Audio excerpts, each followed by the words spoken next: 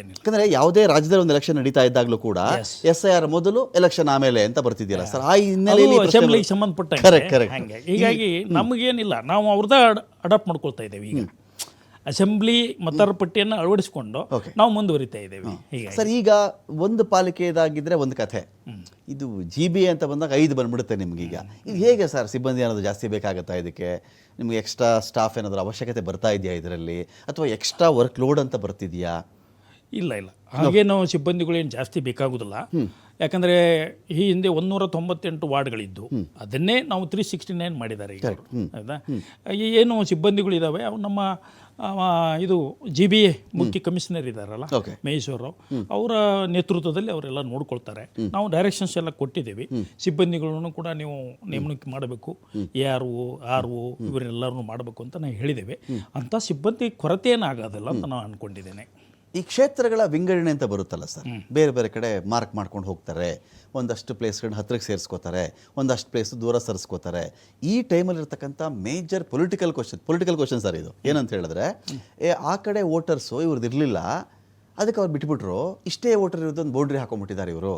ಅದು ಹೆಂಗ್ರಿ? ಮೊದಲೆಲ್ಲ ಇಲ್ಲೇ ಇದ್ದಿದ್ದು ಆ ಕಡೆ ರೋಡನ್ನ ಆ ವಾರ್ಡ್ಗೆ ಹಾಕ್ಬಿಟ್ಟಿದ್ದಾರೆ, ಈ ಕಡೆ ರೋಡ್ ಈ ಕಡೆ ಹಾಕ್ಬಿಟ್ಟಿದ್ದಾರೆ, ಇದು ಹೆಂಗ್ರಿ ಮಾಡಿದ್ದಾರೆ? ಇದೆಲ್ಲ ಪ್ರಶ್ನೆ ಬರುತ್ತಲ್ಲ ಸರ್, ಏನು ಉತ್ತರ? GBAದಾಗಲಿ ಪ್ರಶ್ನೆ ಬಂತು, ಅವನನ್ನು ಅನುಕೂಲಕ್ಕೆ ಅವನನ್ನು ಒಂದು ಬೌಂಡ್ರಿ ಹಾಕೊಂಡ್ಬಿಡ್ತಾನೆ ಅವನು ಅಂತ. ಅದು ಅಷ್ಟು ಈಸಿ ಇದೆಯಾ ಅದು ಬೌಂಡ್ರಿ ಹಾಕೊಳ್ಳೋದು ಆ ಥರ? ಪ್ರಥಮವಾಗಿ ನಿಮಗೆ ಹೇಳೋದಾದಲ್ಲಿ ಡಿಲಿಮಿಟೇಷನ್ ಮಾಡುವಂಥ ಕರ್ತವ್ಯ ನಮ್ಮಲ್ಲಿಲ್ಲ, ಆಯೋಗಕ್ಕಿಲ್ಲ. ಕರೆಕ್ಟ್, ಅದು ಸರ್ಕಾರದ ಬಳಿಯೇ ಇದೆ. ಆದಾಗ್ಯೂ ಕೂಡ ಕಿತ್ತಾಡ್ತಿರ್ತಾರೆ ಸರ್. ಆದಾಗ್ಯೂ ಕೂಡ ಸರ್ಕಾರದ ಹಿರಿಯ ಮಂತ್ರಿಗಳು ನನ್ನ ಹತ್ರ ಬಂದರು ಇದೇ ವಿಷಯ ಇಟ್ಕೊಂಡು. ಈಗ ಪ್ರಸ್ತುತ ಹಿರಿಯ ಮಂತ್ರಿಗಳು ಕೂಡ ನನ್ನ ಹತ್ರ ಬಂದು, ನಮ್ಮ ಕಾನ್ಸ್ಟಿಟ್ಯೂನ್ಸಿ ಇದು ಬೇರೆ ಕಾನ್ಸ್ಟಿಟ್ಯೂನ್ಸಿ ಹೋಗ್ಬಿಟ್ಟಿದ್ದಾರೆ ಅಂತ ಹೇಳಿ, ಇದು ವಿರೋಧ ಪಕ್ಷದವರು ಅಷ್ಟೇ ಹೇಳೋದಲ್ಲ, ಈ ನಮ್ಮ ಸರ್ಕಾರದ ರೂಲಿಂಗ್ ಪಾರ್ಟಿ ಕೂಡ ಹೇಳಿದ್ದಾರೆ. ಅಂದರೆ ಇದು ಏನೋ ಮತದಾರ ಪಟ್ಟಿ ಸಿದ್ಧಪಡಿಸುವಾಗ ನಾವು ಆಗಿದೆ ಅಂತ ಹೇಳ್ಬೋದು, ನಾವು ಹೇಳ್ಬೋದು. ಬಟ್ ಅದು ಮತದಾರ ಪಟ್ಟಿ ಇದು ಡಿಲಿಮಿಟೇಷನ್ ಏನು ಮಾಡ್ತಾ ಇದ್ದಾರಲ್ಲ, ಸರ್ಕಾರನ ಮಾಡಿರೋದು ಅದು. ಹೀಗಾಗಿ ಅದಕ್ಕೆಲ್ಲ ಅಬ್ಜೆಕ್ಷನ್ ಕಾಲ್ ಮಾಡಿದರು.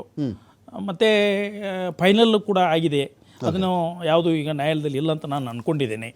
ಸೊ ಅದು ದಟ್ ಇಸ್ ಫೈನಲ್. ಮತದಾರ ಪಟ್ಟಿದಾಗಿದೆ, ಆ ಕಡೆ ಈ ಕಡೆ ಆಗಿದೆ. ಬಟ್ ಇದು ಡಿಲಿಮಿಟೇಷನ್ ಬೌಂಡ್ರಿ ಫಿಕ್ಸ್ ಮಾಡುವಾಗ ಅವ್ರು ನೋಡ್ಕೊಂಡು ಮಾಡಿದ್ದಾರೆ, ಸರ್ಕಾರದವ್ರು ಮಾಡಿದ್ದಾರೆ. ಯಾವುದೇ ಅಬ್ಜೆಕ್ಷನ್ ಬಂದಿಲ್ಲ ಅಂತ ನಾನು ಅಂದ್ಕೊಂಡಿದ್ದೇನೆ.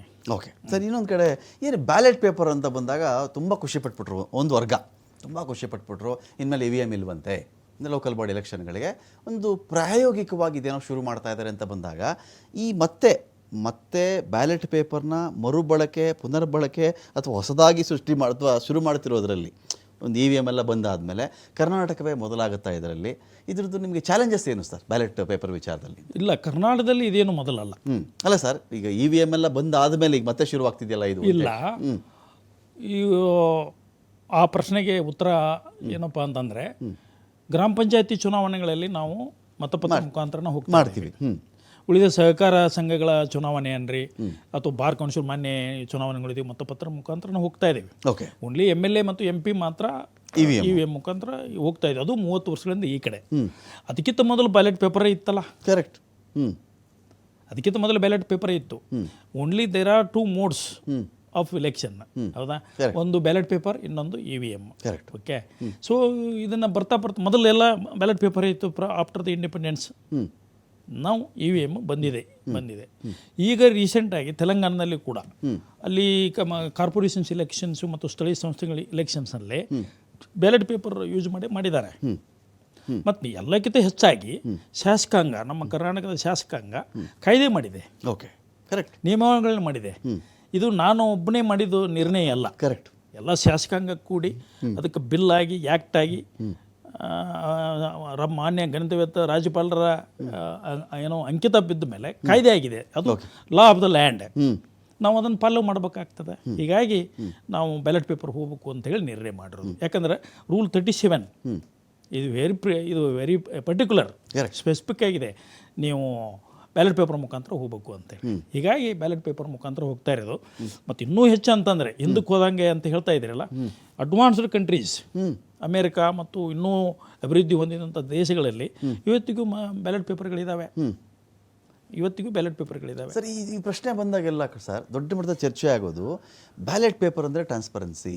EVM ಅಂದ್ರೆ ಅಲ್ಲಿ ಏನೋ ನಡೀತಾ ಇದೆ, ಯಾರೋ ಹ್ಯಾಕ್ ಮಾಡಿಬಿಡ್ತಾರೆ, ಅಲ್ಲೇನೋ ಒಂದು ವಂಚನೆ ನಡೆದು ಬಿಡುತ್ತೆ, ಅದು ಏನೋ ಮೋಸ ಇದೆ. ಈ ನರೇಷನ್ ಅಥವಾ ಈ ಒಂದು ಇನ್ ಜನರಲ್ ಒಪಿನಿಯನ್ ಇದೆಯಲ್ಲ sir, how far it is true ಅಂತ ಹೇಳಿ? ಆ ಒಂದು ಇದಕ್ಕೆ ಉತ್ತರ ಕೊಡೋಕ್ಕೆ ನನಗೂ ಆಗಲ್ಲ. ಓಕೆ. ಬಟ್ ಏನಪ್ಪ ಅಂತಂದರೆ ಅಂಥ ಒಂದು ಸಹಜವಾದಂಥ ಸಮಸ್ಯೆಗಳು ಬರ್ತಾ ಇದ್ದಾವೆ. ಕರೆಕ್ಟ್. ಸಮಸ್ಯೆಗಳು ಇದ್ದೇ ಇರ್ತವೆ, ಏನೇ ಮಾಡಿದರೂ ಕೂಡ ಅದಕ್ಕೆ ಬ್ಯಾಲೆಟ್ ಬಂದ ತಕ್ಷಣ ಸರಿಯಾಗುತ್ತೆ ಅಂತ ಒಪಿನಿಯನ್. ಅಂದರೆ ಅದೇ ಈಗ EVM ಬಗ್ಗೆ ಎಕ್ಸ್ಪ್ರೆಸ್ ನೀವು ಮಾಡ್ತಾ ಇದ್ದೀರಲ್ಲ, ಸಮಸ್ಯೆಗಳು ಬರೋದು ಸಹಜ. ಓಕೆ. ಅವನು ಡಿಸ್ಪೆಲ್ ಮಾಡಬೇಕಾಗಿರೋದು ಯಾರು ಅಥಾರಿಟಿಗಳಿಗಿರ್ತಾರೋ ಅದನ್ನು ಡಿಸ್ಪೆಲ್ ಮಾಡ್ಬೇಕಷ್ಟೇ. ಓಕೆ. ಬ್ಯಾಲೆಟ್ ಪೇಪರ್ ಬಂದಾಗ ಅದನ್ನು ಏನು ನಮ್ಮಿದ್ರಿಗೇ ನಾವು ಸೀಲ್ ಹಾಕ್ತೀವಿ, ನಮ್ಮಿದ್ರಿಗೇ ಬಾಕ್ಸಿಗೆ ಹಾಕ್ತೀವಿ ಅನ್ನೋದು ಒಂದು ಮನಸ್ಸಿಗೆ ಎಲ್ಲರಿಗೂ ಇದೆ, ಬಹಳಷ್ಟು ಜನರಿಗೆ. ನಾನು ನಾಟ್ ಎಂಟೈರ್, ಅದು ಪೇಪರಲ್ಲೇ ಇರುತ್ತೆ, ನಾನು ಬೇಕಾದ್ರೆ ಹೋಗಿ ನೋಡ್ಬೋದು ಅದನ್ನು. ಹಿಂಗೆ ಆಡಿ ನೀವು ಇದರಲ್ಲಿ ಹಾಕ್ತೀರಿ.